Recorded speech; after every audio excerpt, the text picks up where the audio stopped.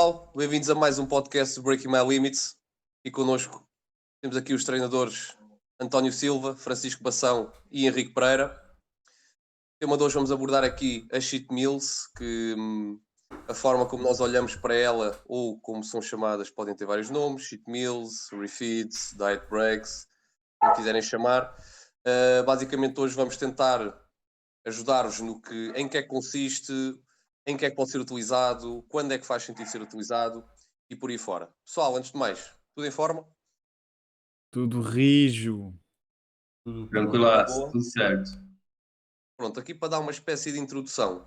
Cheat meal muitas vezes, ou por norma, quando nós ouvimos falar regularmente as pessoas a usar este termo, mesmo eu quando comecei a andar nos ginásios, cheat meal era algo como, na altura, há uns anos atrás, que se vendia como algo que dava um boost ao metabolismo, mesmo quando estava a perder peso, uma cheat meal iria dar ali um boost. Há quem dissesse que fazia um reset, há quem dissesse que acelerava o metabolismo, tudo mais. Ora, ao que parece, não é bem assim.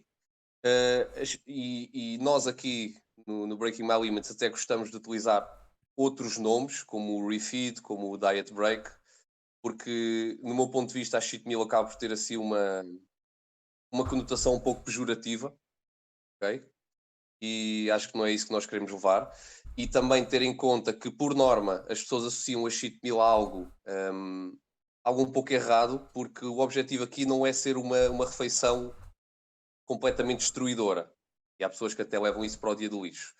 O objetivo disso é estar um pouco enquadrado no nosso objetivo. Ou seja, se nós estamos numa fase de perda de peso, faz sentido que, como até acho que o Henrique até usa mais o termo refeição livre, não é, Henrique?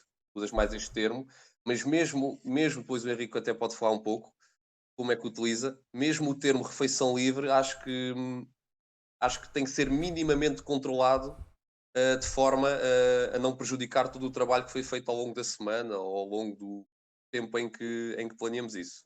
Pessoal, hum, pontos de vista sobre o cheat meal, o que é que a evidência nos diz? Comecem a ajustar. Henrique, Bem, queres começar? Francisco, dá-lhe. não, força, pode ser o Henrique para fazer aqui as honras. Ah, Bom, pessoal, a questão que eu vejo da refeição livre, eu tenho por duas visões, tá? Primeiro é a questão social, tá? É fundamental, mesmo em restrição calórica, há necessidade social de você interagir, né? Tem namorado, tem esposa, tem família, e você ir para um restaurante, ficar vendo os outros comerem, às vezes um pouco frustrante e leva as pessoas a se auto-sabotarem no percorrer da dieta, né? E estragar todo o resultado do treino. Então, primeiramente, a questão social e psicológica. Eu aconselho como refeição livre. E aí a questão da refeição livre, que nem o Fábio falou, não há uma extrapolação, né, na dieta. Até mesmo quando eu faço aconselhamento, eu pré-defino um nível de ingestão calórica da refeição livre. Tá? Então, se a pessoa está fazendo uma refeição normal da dieta, que está batendo ali 500 calorias, 600 no máximo uma refeição, a refeição livre não pode duplicar esse valor calórico. Eu não aconselho, tá? Porque a ingestão calórica, se no final, às vezes pode extrapolar todo o déficit se a gente está falando em uma restrição, uma perda de peso. E até mesmo quando a gente fala em off, o excedente calórico que entra ali, for de um valor biológico ruim, né?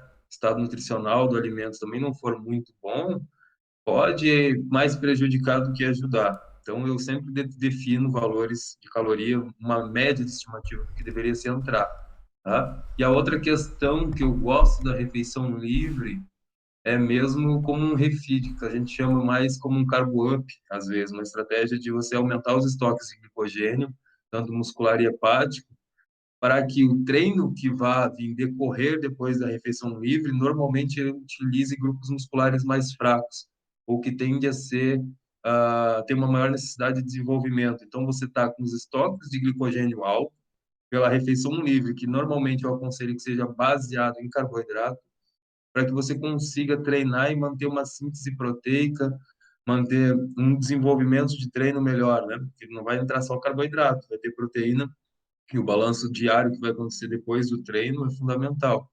Mas você usar pelas essas duas perspectivas da refeição livre, a questão social, primeiramente, para que você consiga manter a adesão à dieta, é fundamental.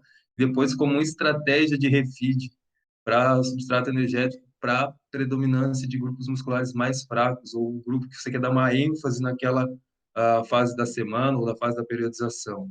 Essa é sim, os dois fatores principais, né? A gente pode entrar em outra em questões de vitaminização celular, bioenergética, mas é mais complexo para nossa conversa agora de imediato.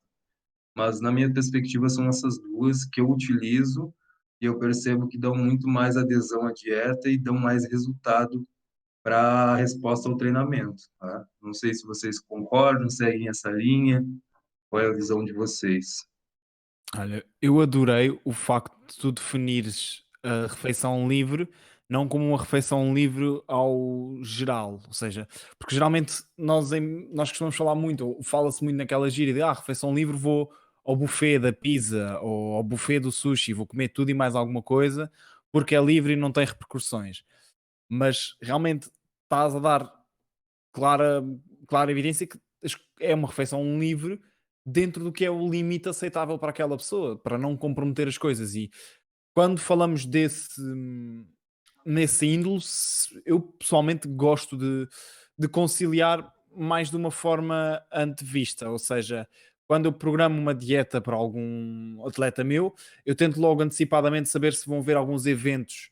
Lá está, a componente social, se vai haver um jantar fora importante, um aniversário, um casamento, e planear antecipadamente, já saber que aquele dia vai ser um dia de refeed.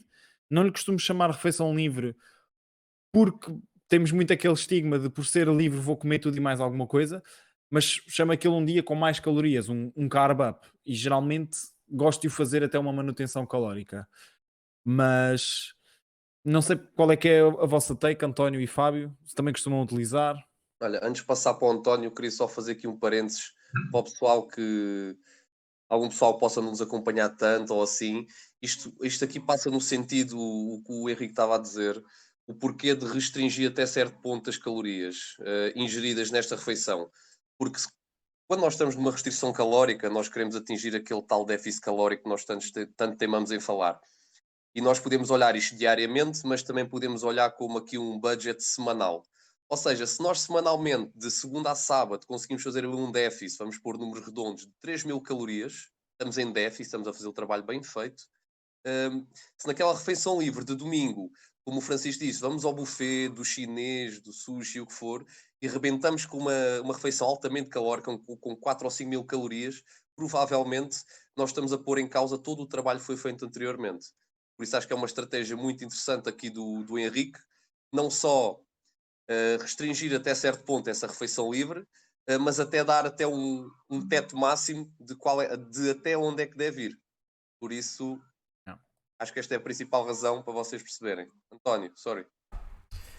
Olha, a minha abordagem no geral, eu não costumo planear nenhum tipo de refeição livre ou refeeds, pela simples razão de, muito provavelmente pelo background que tenho como atleta de judo e ter que perder peso de uma forma mais abrupta do que seria bom.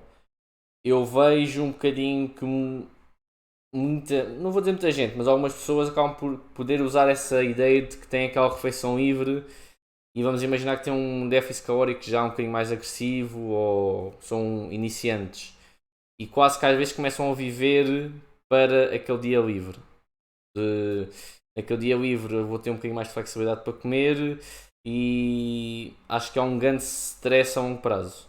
Portanto, eu não sou o maior fã de os utilizar nesse sentido. Tenho um bocado de cuidado em aplicá-lo. Agora, acho super útil em caso de atletas que já tocaste à medida que vais com o tempo conhecendo como é que eles trabalham e o quão experientes é que são. Alguns atletas que demonstram que têm alguma dificuldade ou estão a ficar cansados do déficit calórico e eu tenho confiança para dar esses refeeds, aí dou. Normalmente mais para as calorias de manutenção que eles tinham anteriormente. Normalmente estabelece aí, vamos imaginar que na altura a manutenção dele seria 1700 e eu estou a trabalhar com ele agora no déficit calórico de 1400, vamos imaginar. Eu digo, olha, tens o dia livre, podes comer mais à vontade, mas evita passar acima das 1700. Eu gosto mesmo assim de dar um target, gosto que eu quantifique o que é que está a comer nesse dia. Isto porque, caso mesmo eu ultrapasse, se ele tiver a quantificar, eu sei como é que podemos gerir o resto da semana que vem. Porque na semana que vem eu posso dizer, olha, ultrapassamos um bocadinho a mais, não faz mal, mas se calhar em vez das 1400 esta semana, vamos ter 2 ou 3 dias com as 1300. Então eu trabalho muito neste modo e só costumo usar o refeed em atletas, clientes que demonstram fadiga no déficit calórico. Se não demonstrarem essa fadiga, eu sou sincero, eu não uso simplesmente por essa situação. Algumas pessoas que voltam a sentir aquela sensação e têm um bocado mais de liberdade e cedem-se. Se sabem que vão ter um refeed em uma semana ou duas, vamos imaginar algumas pessoas que priorizam, imagina de 4 em 4 ou de 5 em 5, whatever, dependendo de pessoa para pessoa, começam a viver um bocadinho a dieta, não é para perderem o peso, mas sim para chegar ao dia do refeed com o peso X para poderem comer o que querem. Então um bocadinho a minha abordagem é mais conservadora neste sentido. Eu também acabo por tentar, lá está, educar a pessoa de que dentro do possível ela no seu target calórico tem alguma flexibilidade. Lá está. Eu não gosto desta abordagem por completo, ou seja, eu tento transmitir que, mesmo tentando cumprir os macros, maioritariamente é com alimentos de qualidade, não é?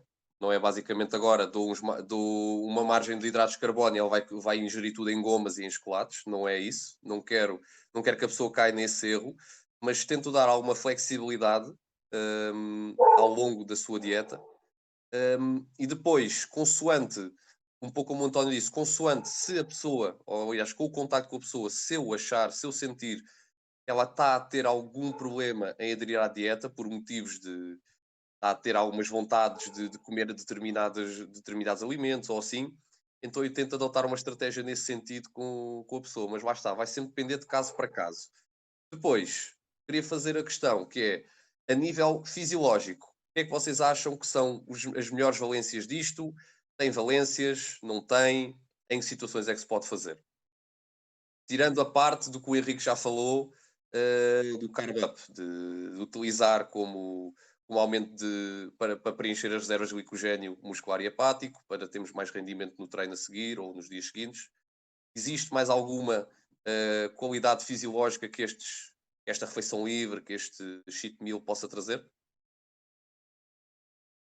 Eu gosto de usar, não só também pensando nos carboidratos como base para glicogênio e tanto muscular e hepático, mas também a questão da ingestão de gordura. Principalmente quando eu falo em restrição calórica para atletas femininas, tá? Por quê? Elas tendem a entrar no quadro de amenorreia, né? Ou oligomenorreia, que é a perda do ciclo menstrual ou ausência do ciclo menstrual por baixa ingestão de gordura, né? Gordura é o precursor de hormônios fundamentais, tanto estradiol, testosterona.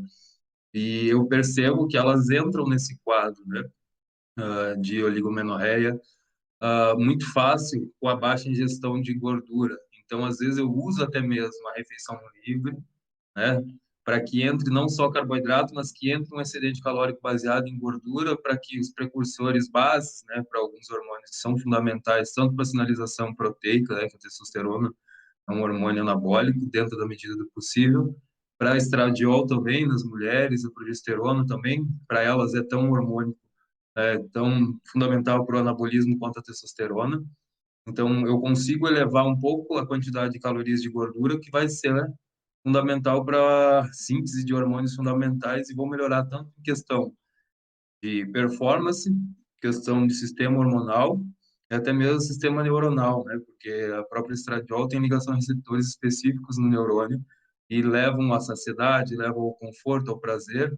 Então, eu consigo melhorar a qualidade delas para elas perdurarem mais tempo na semana com o treino, em estado de prazer, estado até mesmo de euforia, que é, eu pego alguma base de chocolate onde tem bastante carboidrato e gordura, tende a levar alguns neurotransmissores, deixá-las mais contentes com a dieta, do que eu só também empurrar carboidratos, tá?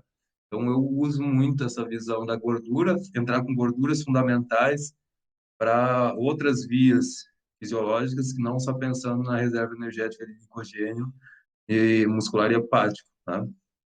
Basicamente, utilizar as gorduras para impactar diretamente até a performance de treino, neste caso de forma indireta, não é?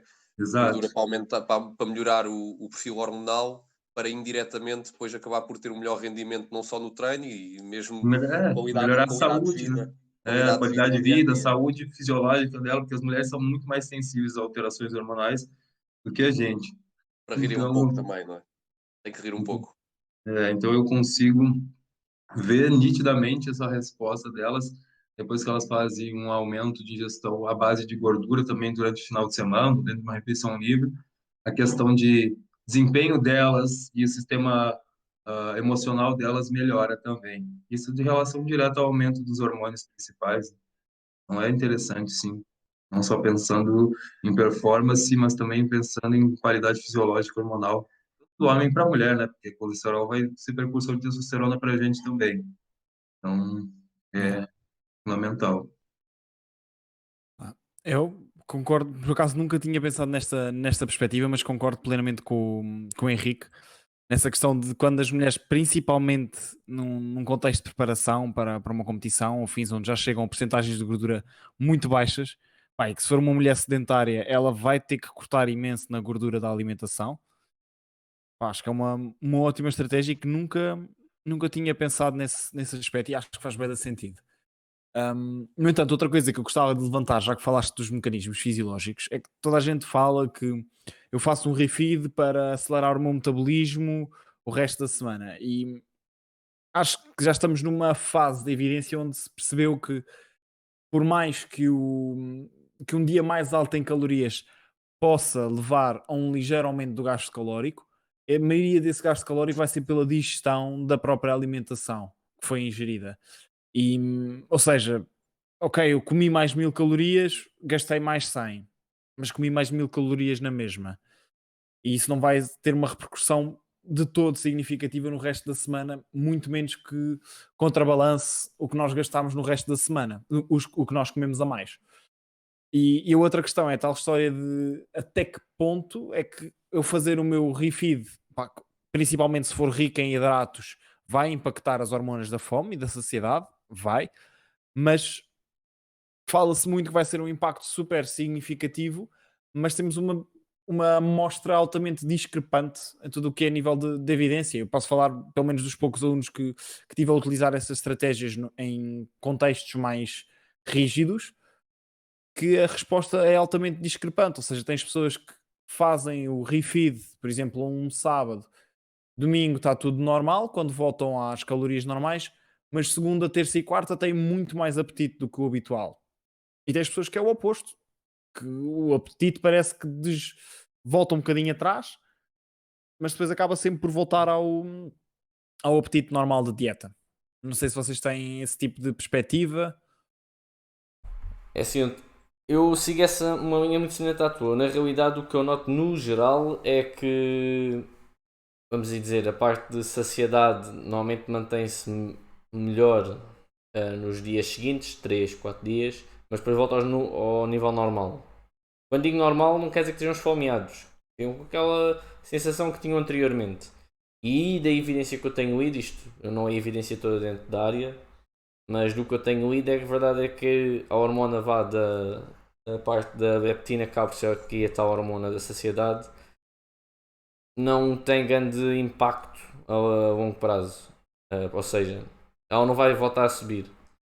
Tal como o metabolismo. Tem uma variância naqueles dias, mas de forma geral, se formos ver depois a longo prazo, o efeito que teve foi mínimo ou insignificante. Daí eu também não ser mega fã de usar os refinings, porque na realidade não vejo a grande vantagem deles em termos fisiológicos. Em termos emocionais, em alguns atletas dos que eu tenho confiança, sim, acho que é uma boa parte, dás um bocadinho mais flexibilidade. O Henrique deu aqui um bom exemplo, nós temos família, temos amigos, que gostamos de ir comer fora, saber que temos essa flexibilidade em poder sair de vez em quando, num dia ou dois, e que até podemos planear para controlar na semana antes ou na seguinte, é uma vantagem, especialmente neste país em que nós vivemos, que come-se bem, é barato, se uma pessoa gosta de ir à rua comer. Mas de resto, em termos fisiológicos em si, não vejo grandes vantagens no geral. Isto quando falamos em refeedings de 1 ou 2 dias. Como o Francisco disse, o metabolismo na evidência não vai subir propriamente. mais uma vez, normalmente o metabolismo para subir de forma significante nestas pessoas tínhamos que voltar ao peso anterior. Portanto, nesse ponto não vejo grande vantagem. Mas pronto, em termos emocionais, acho que é uma boa ferramenta para gerir. É algo que parece, pelo menos para pessoas que querem perder peso com restrição calórica. Quando se igualam as calorias, neste caso, quando se iguala o déficit calórico de cada pessoa, com refeed ou sem refeed, pelo menos a nível de perda de massa gorda, não parece haver assim diferenças significativas. A nível psicológico, como já falámos, não só a nível de evidência, mas também a nível de prática com os nossos alunos, quando bem gerido, até acaba por ser interessante e parece interessante. Por último lugar, existe alguma situação, ou aliás, situações onde vocês, neste caso situações, pessoas, em que determinadas situações é que vocês acham que uma pessoa não deve fazer refeeds, ou cheat meals, ou refeições livres, quando é que vocês acham que uma pessoa não deve fazer, e por que motivos, e se acham que há um aluno vosso, por algum motivo, não pode fazer este tipo de estratégia, que outra estratégia é que podem optar? Já vos aconteceu? Não vos aconteceu?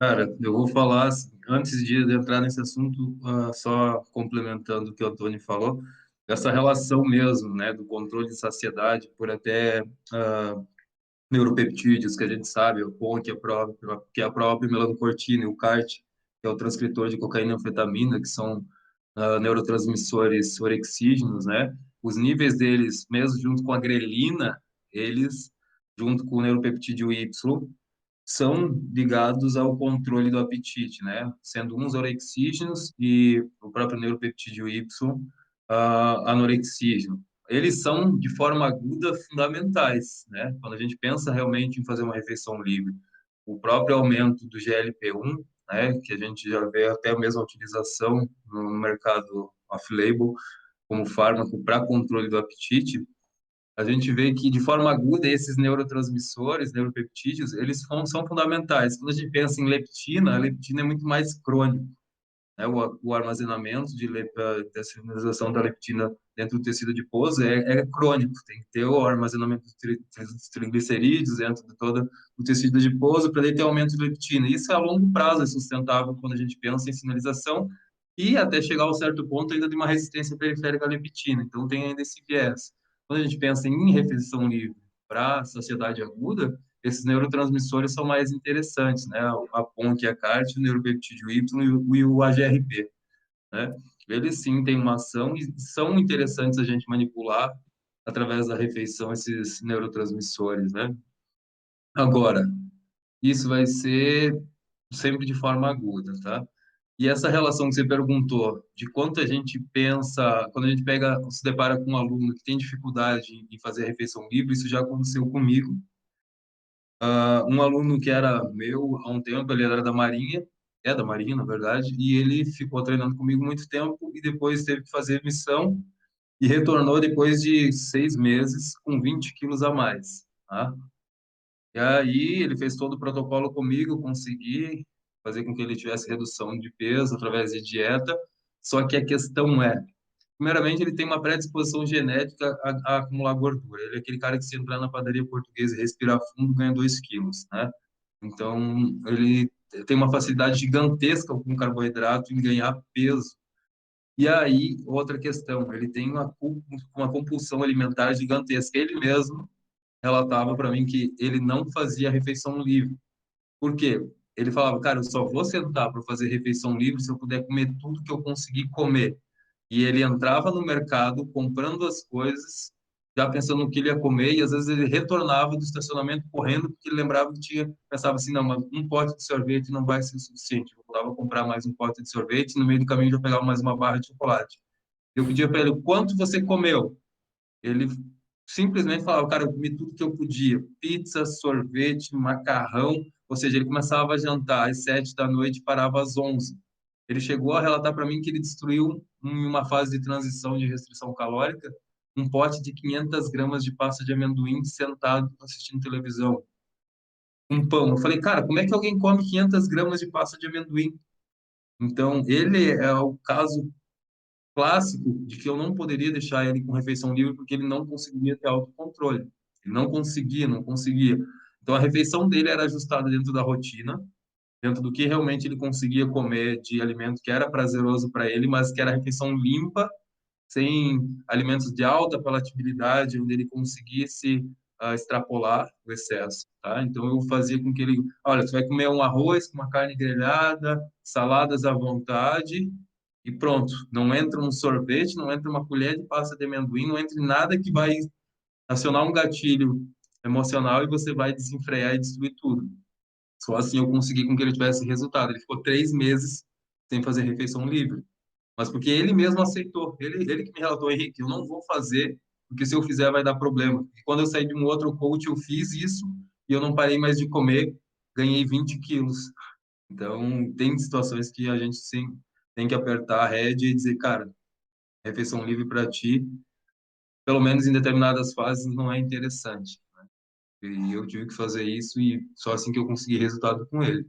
E acontece. Yeah.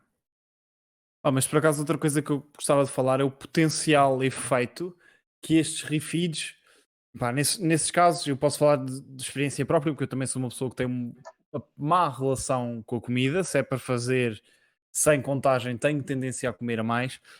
Mas uma cena super interessante que nós vemos aqui nos refeeds é que acaba por ter um grande efeito, pá, por mais que tu tenhas a parte dos estudos e tudo mais, que mostra que, ok, não há assim grandes diferenças metabólicas, que há algumas, as necessidades de glicogênio do treino de hipertrofia não são assim tão gigantescas. A verdade é que tu vês diferenças a acontecerem. As pessoas fazem o refeed e há quem se sinta tão melhor nos treinos seguintes, e acho que também é por aí que nós, quando utilizamos um refeed, geralmente tende a ser antes do treino que damos mais privilégio. Acaba por ter sempre o refeed, acaba por ter sempre um papel bué placebo para muitas pessoas. Tipo, por eu não sei se já alguma vez ouviram isto no ginásio, mas eu já imensas vezes. A pessoa diz: eu comi bem, estou cheio de combustível para o treino, ou estou com o combustível do fim de semana anterior. E a verdade é que isso sente-se, por mais que não seja uma cena assim super esmagadora. Existe uma componente psicológica também por trás disso. A pessoa efetivamente, provavelmente, vai render melhor, mas acho que o que tu estás a querer dizer e também partilho dessa opinião é que as próprias pessoas sentem que, aliás, o psicológico delas, de forma placebo ou não, acaba por contribuir para isso. Eu, por exemplo, o que eu noto bastante comigo, que provavelmente também é um pouco o que acontece, ou o objetivo dos bodybuilders no dia de competição, aqueles carb loadings que eles fazem para entrarem no palco e parecerem mais volumosos, mais, com a parte muscular mais preenchida. Eu sinto bastante isso nos meus treinos. Eu, por norma, no dia a seguir, onde no jantar tenho uma refeição bem caprichada, eu fico com pumps musculares ridículos. Uma coisa ridícula mesmo. E a última vez, acho que até foi 1 ou 2 semanas, por exemplo, até estava a treinar, nem estava a treinar braços, estava a treinar só remadas, fui fazer um exercício de bíceps, fiquei com os braços tão inchados, que pá, foi significativo. E, por exemplo, a mim também a partir disso, eu quando vou para o treino não só sinto-me com mais energia, mas também lá está, psicologicamente, sinto com mais predisposição para o treino. Isso eu também sinto isso. Pá, eu não sinto nada disso. Se tiver energias com mais, é-me igual aos Agora- outros. Aliás, Agora, Sempre muito. eu vou para eu o treino, concordo. eu vou para o treino já a pensar, vou ter que fazer mais não sei o quê porque excedi-me para o que tinha pensado e já é grande drama para mim, isso não resulta. Eu Mas, normalmente agora, como eu estava em restrição bem pesada no meu plano, e os carbos eu estava fazendo uma ingesta de média de 120 gramas de carboidratos por dia. Não era uma low carb, mas estava bem apertado porque depois eu fazia aeróbico de 45 minutos mais o treino. Então, meu déficit estava 1.200 calorias abaixo do meu GET, né? Então, meu VET estava bem apertado. A questão é, eu tive que agora, nessas últimas 2 semanas, me obrigar a fazer uma refeição de carbo no meio da semana, porque o meu desempenho já não estava mais sendo suficiente. E eu percebi que o meu físico estava muito flat já estava entrando muito mais em sinalização catabólica do que anabólica. Então, Eu tive que entrar com refil, além da refeição livre do final de semana, eu tive que fazer um carb up. Então, toda quarta-feira agora eu peço uma pizza. E eu percebo nitidamente, quando eu chego na quinta-feira para treinar, final do dia, onde já o estoque de glicogênio conseguiu ser reparado, um pump gigantesco, né? E o estado psicológico, eu acordo melhor, o meu dia e o meu nível de intelecto para continuar estudando durante a semana se mantém, porque o próprio cérebro depende de glicose, né? 120 gramas de glicose sustenta o nosso cérebro nas atividades do dia. Então, eu estava percebendo uma falha cognitiva. Chegava quinta-feira, eu já não conseguia mais estudar e não conseguia manter desempenho no trabalho e no treino. Então, essa necessidade de entrar com mais calorias, principalmente vindo de carboidrato, eu vejo claro em mim e nas pessoas que eu preparo. E eu percebo quando eles perdem desempenho ou o físico começa a ficar muito flat, e eu percebo que há uma queda na estética, fazer alguns refeeds até mesmo no meio da semana para salvaguardar mais o estado anabólico é fundamental. Até hoje eu fiz um post falando da relação de carboidrato e insulina como um inibidor de vias catabólicas, né? Então, é interessante a gente pensar na insulina sendo liberada pelos carboidratos como um anticatabólico. Não que a proteína não seja também um sinalizador, a gente sabe disso, né? Mas a questão é que a proteína vai sinalizar a leucina como um sinalizador de forma positiva, mas os estoques de glicogênio vão se manter ainda baixos. Então, você ter prioridade à utilização de carboidrato para manutenção de massa magra é fundamental, não pensando só em aminoácidos e proteína. Eu acho que vale o ajuste, vale a gente ter sempre essa atenção nas quebras de desempenho que o aluno relata e até aproveitar as fases de refeed para trabalhar necessidades de físico, pontos fracos. Isso é a estratégia que eu mais utilizo e mais vejo repercutir de forma positiva. Não sei vocês como utilizam isso, se acham isso interessante. Cuidado, Henrique, aí o pessoal que contra a dieta high carb vai dizer que a insulina não te vai deixar perder peso. Cuidado, É, cuidado. eles e as fisiologias de boteco deles. Eu gosto de usar uma coisa interessante que o Henrique tocou e que eu acabo se calhar por usar um bocadinho e acho interessante é. Eu já debati com o Francisco uma vez no episódio de manutenção do peso ou reajustar objetivos, que é eu começo a chegar a um ponto em que sei que o cliente vai estagnar o peso onde quer. E antes de eu chegar aí, eu simplesmente uso um bocadinho os refeedings nesse sentido, em termos de ok, vamos começar a ver como é que o teu corpo reage à medida que vamos subindo as calorias. Qual é que vai ser o teu novo patamar de manutenção? E eu uso um bocadinho nesse sentido de vamos dar aqui 2 dias um bocadinho mais de calorias, ver como é que tu reages, como é que o teu corpo reage, o peso tem tendência a subir muito, estabiliza, como é que ficaram os teus níveis de saciedade nesses 2 dias que estás mais nesse refeeding, nesse diet break. E eu uso um bocadinho nesse sentido. Acho uma forma interessante de começar a levar o cliente a começar a estudar e a perceber, ok, isto será se calhar um bom patamar para mim para manter, não só em termos do valor em si, vamos dizer, ele quer ter 60 kg, mas ele consegue ter os 60 kg ou é melhor estar com 61 e a dieta que ele vai fazer de manutenção é mais ajustada ao dia a dia dele, às necessidades que ele tem, ao estado psicológico e emocional que ele vai tendo. E então vou utilizando um bocadinho nesse sentido. Ok, estamos perto do peso que queremos, vamos começar aqui a dar uns dias um bocadinho mais de refeedings. Em termos de dar aqui dias em que podes usar mais as calorias a teu favor para estudarmos aqui o que é que poderá ser bom na fase em que vamos manter o que tu queres. Então é uma abordagem que eu gosto de usar e acho útil, acho que ajuda bastante em vez de chegar ao patamar que ele quer e a partir de agora vamos descobrir tudo novo. Quando a gente trabalha com indivíduos que não são atletas ou que não buscam estética pura, a gente tem que ser mais flexível, não adianta, né? Senão a adesão ao treino e à dieta vai o escambau, como a gente diz, e ele não vai conseguir manter, né? Quando eu vejo atleta e pessoas que realmente querem estética, é mais fácil de eu lidar, até porque eu sempre converso com eles e falo, você gosta mais do que você vê no teu prato do que você vê no espelho? E claramente eles falam que preferem o que eles veem no espelho do que o que eles veem no prato.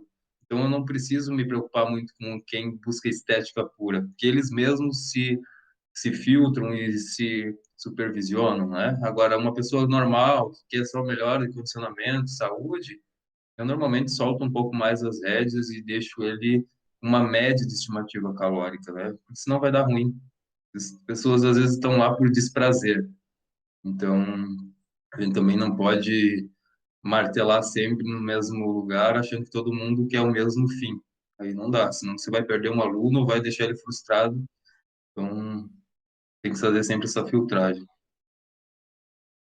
Você gosta mais do que vê no prato do que vê no espelho. Esse é brutal.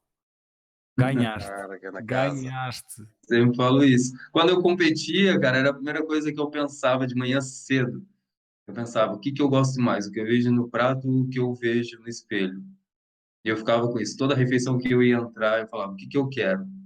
Né? O que que eu vejo no prato ou o que eu vejo no espelho? O cara que vai competir contra mim tá cagando porque tá no prato, né? Quer ver o que tá no espelho e como tá acontecendo o processo. Então, era o meu bordão que não me deixava furar. Então, eu contabilizava de uma refeição para outra e falava, tá indo.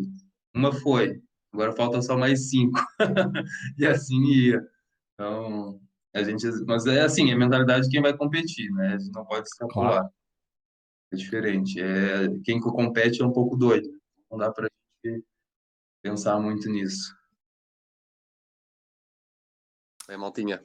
Francisco, queres concluir?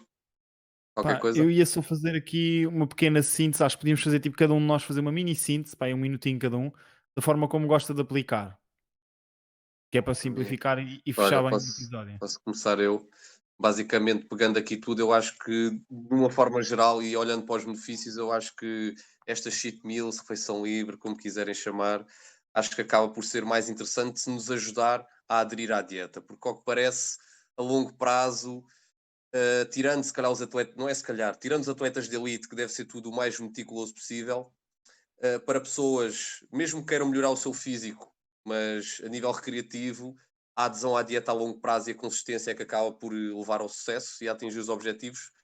Por isso, mais numa vertente de ajuda psicológica, principalmente, pode haver algumas mais-valias a nível fisiológico, mas principalmente do meu ponto de vista, eu gosto mais de utilizar e olhar para isto a nível psicológico porque ajuda a aderir à dieta a longo prazo. Se assim for, se essa refeição livre ajudar a aderir à dieta a longo prazo e consistentemente, então vamos aplicar, como foi referido aqui, de forma ajustada e de forma coerente, não à balda, não é? Como muitas pessoas fazem. Se assim for, acho que é uma ferramenta muito forte para usarmos.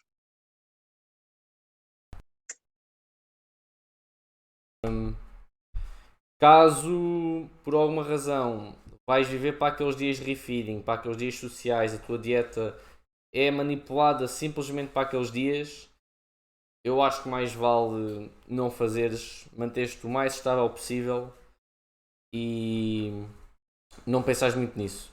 Vê só os refeedings como algo que aplicas no momento em que sabes que, ok, vou sair à noite, vou ter um fim de semana fora, vou à casa dos pais e isto vai-me dar. Vou ter um fim de semana mais relaxado e vou aproveitar para comer um bocadinho mais do que gosto. Boa. Não vais Acho que desligar, aí não é? sim, força, vai com isso. Não vais, agora não vais.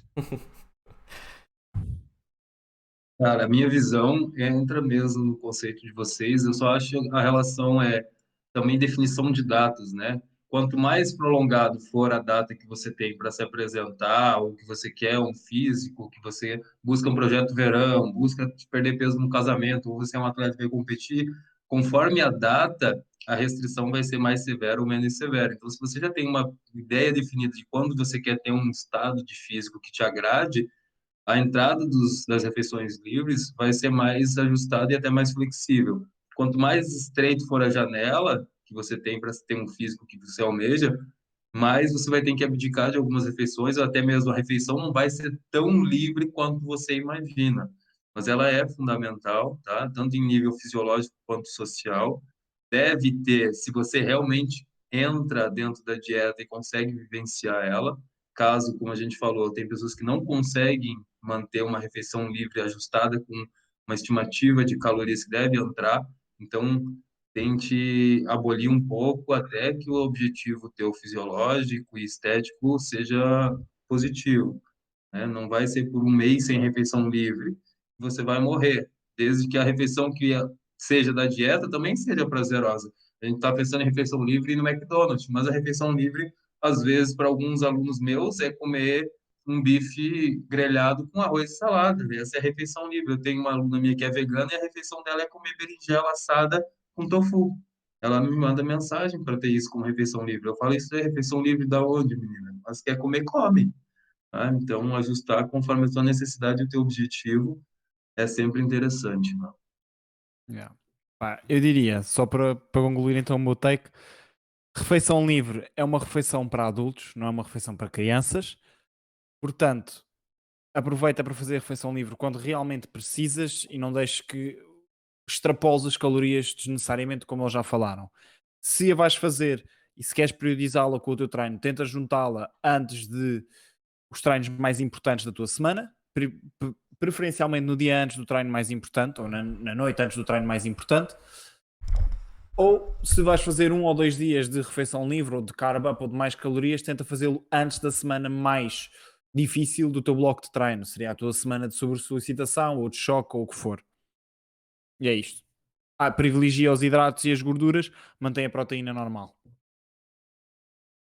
Boa. Altinha, temos aqui mais um podcast do Breaking My Limits. Espero que tenham gostado. Obrigado, pessoal. Tiveram 5 estrelas.